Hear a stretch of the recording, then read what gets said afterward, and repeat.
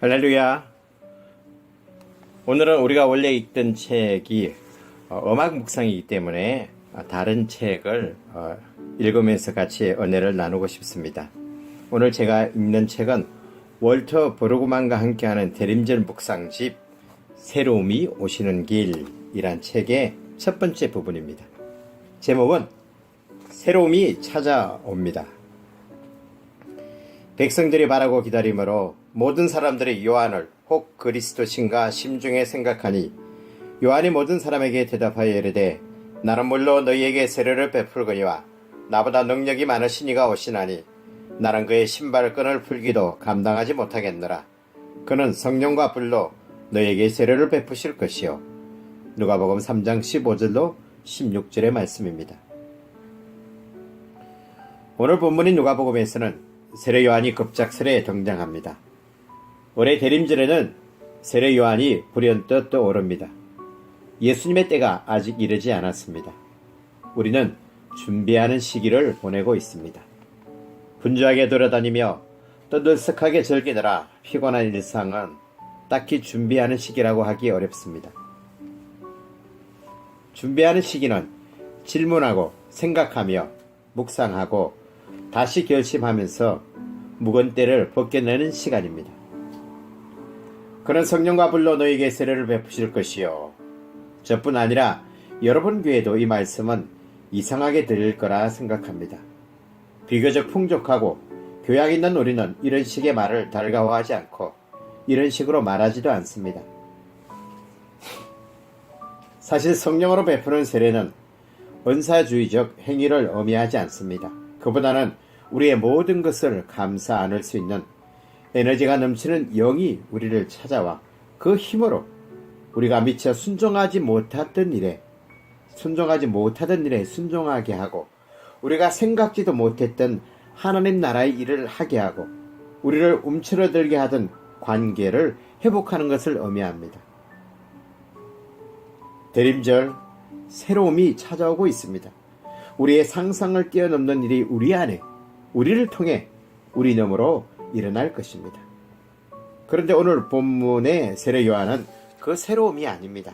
그는 우리가 새로움을 준비하게 하는 사람입니다.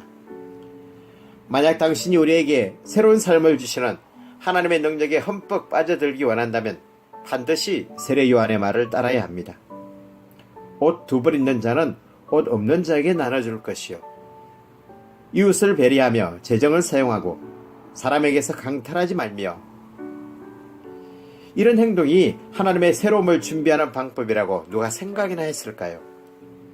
대림절을 준비하는 방법은 쇼핑이나 연말 파티, 카드 보내기가 아닙니다. 그런 것들은 우리의 지치고 고난 영혼이 진정 원하는 바를 눈가림하는 풍성함을 가장한 그림자일 뿐입니다. 대림절은 다가오는 새로움이 요청하시는 바를 준비하는 때입니다. 그 새로움은 우리의 일상에 반복되는 지긋지긋한 두려움을 무너뜨리실 것입니다. 이어지는 누가복음 3장 뒷부분에서는 헤롯 왕이 세례 요한을 붙잡아 가두고 침묵하기를 종용합니다. 새삼 놀랄 것도 없습니다. 세례 요한의 말은 당시 관행에 상당히 위협적이었으니 말입니다. 헤롯 왕과 그의 무리는 아브라함의 자손이라는 자신들의 자격이 충분하다고 생각하며 거기에 만족하고자 했습니다. 어쨌든 그들은 새로움을 원하지 않았고 위험해 보이는 새로움이 자신들의 삶에 간섭하기 전에 미리 싹을 잘라버리려 했습니다. 우리를 대림절로 초대하는 세례 요한의 목소리가 감옥에 갇히거나 잠잠해질 수 없다는 사실을 우리는 잘 압니다. 그러나 헤롯 왕은 미처 몰랐고 예상조차 못했습니다. 세례 요한은 지금도 우리에게 외칩니다. 우리는 그의 목소리가 우리 안에 들어와 우리를 변화시키도록 이 새로움을 위해 일해야 합니다. 제가 이 글을 읽기 이틀 전 어떤 형제가 저에게 말했습니다. 목사님, 제가 입을 옷이 없어서 그러는데 티 하나 구해주실 수 있나요? 새 거 사주실 필요는 없고 목사님 입던 것 중에 하나라도 좋습니다. 네, 구해볼게요 라고 대답은 했지만 속으로는 줘야 되나? 하고 잠깐 갈등이 생겼습니다. 사실 저는 이번 겨울에 번갈아 가며 입으려고 얇은 패딩 2개를 사두었습니다. 그 중에 하나는 그 당시 입고 있었고 또 다른 하나는 집에 있었는데 속으로 이걸 지금 벗어줘야 하나? 모처럼 나 입으려고 산 건데 어떡하지? 줄까 말까? 그런데 이 글을 보다가 화들짝 놀랐답니다. 머뭇거리고 있는 내 마음을 주님이 아신다는 듯 반드시 세례 요한의 말을 따라야 합니다 라고 적혀 있는 거예요. 그리고 구체적으로 옷 2벌 있는 자는 옷 없는 자에게 나눠줄 것이요 라고 명시되어 있었습니다. 참, 하나님 아버지는 정말 우리의 모든 것을 아시는 분이십니다. 이 추운 겨울 옷 1벌 없는 자의 처지를 아시고 그런 이웃에게 옷 1벌 주기를 망설이는 저의 연약함을 아셨습니다. 대림절을 맞이하는 우리의 심정을 헤아리시고 그 기간을 정말 참되게 진실하게 주님을 사모하고 기다리는 시간으로 보낼 수 있도록 우리를 인도하시는 하나님이십니다. 올해도 대림절을 통하여 우리에게 새로움을 주시는 하나님이십니다. 새로움으로 찾아오시는 주님이십니다.